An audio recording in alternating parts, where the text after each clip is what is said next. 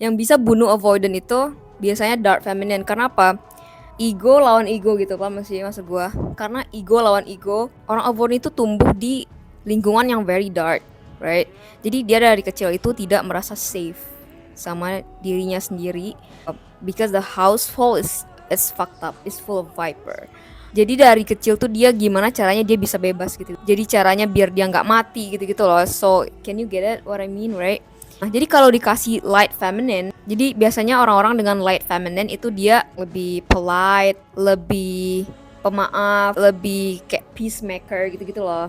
Nah, kalau dark feminine itu biasanya jadi kebalikan dari light feminine. Jadi yang suka marah, yang anger issues, yang very smart, yang pakai brainnya dia, terus pakai feminine-nya dia untuk ngekontrol pasangannya gitu loh, paham nggak maksud gue? Jadi kalau dark feminine gue liatnya archetype-nya tuh Cleopatra. Jadi kalau kalian lihat Cleopatra itu dark feminine.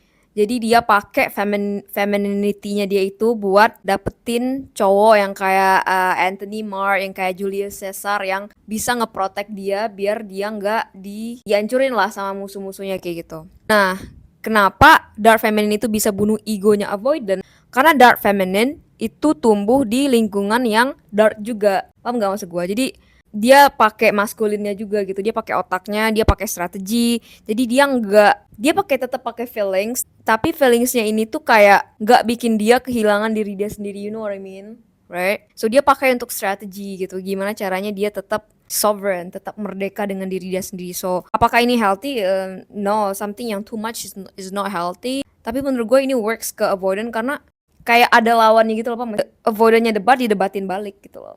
Orang avoidant ini walaupun dia keras kepala gitu-gitu guys, dia tuh juga titik dimana kayak, oh kayaknya gue salah deh, kayaknya gue tadi too much deh, kayaknya gue tadi ngomongnya kasar deh, yang gitu-gitu. Nah biasanya dark feminine tuh kayak kasih fakta ke mukanya avoidant langsung gitu loh.